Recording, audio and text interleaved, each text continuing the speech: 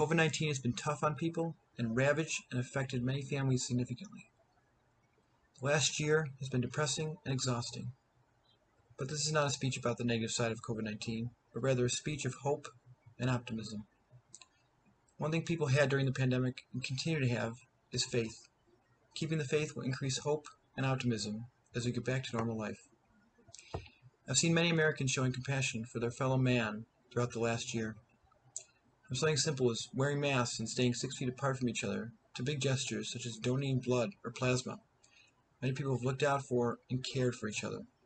As the number of people becoming vaccinated rises and people start to become more comfortable with going out in public, we can get back to a sense of normalcy that we've craved since the pandemic started. So let's look to the future and get excited again about people, places, and events. Live events are being scheduled and attended to, virtual events are decreasing. We're seeing our friends and neighbors who we haven't seen in a while.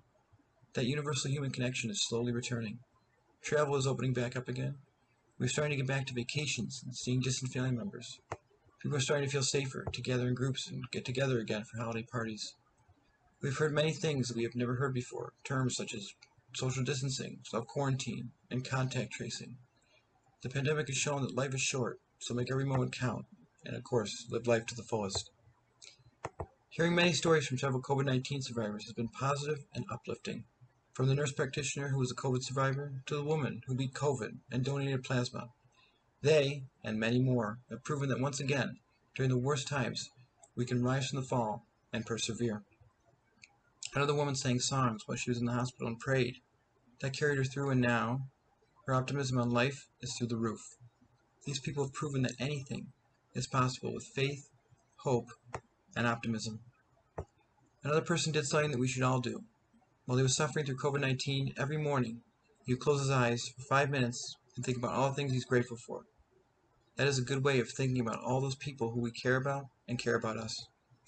It also gives us a good sense of what we should truly be thankful for and to not take life for granted. The Dalai Lama has said that although prayers are good for the soul and humanity, the real way we're going to fight this virus is, of course, through compassion.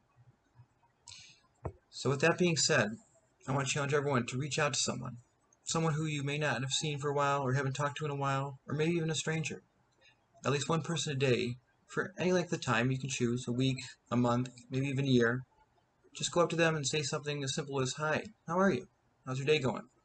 That simple communication can bring people back together again, and we can increase the human connection that we once had before the pandemic started. Not only will that increase the connection between people, but it will more than likely brighten someone's day, increase their mood, and of course make them happier. We all need that human connection, because just talking to each other, or a kind greeting such as, "Hi, how are you?" will increase our mood and happiness.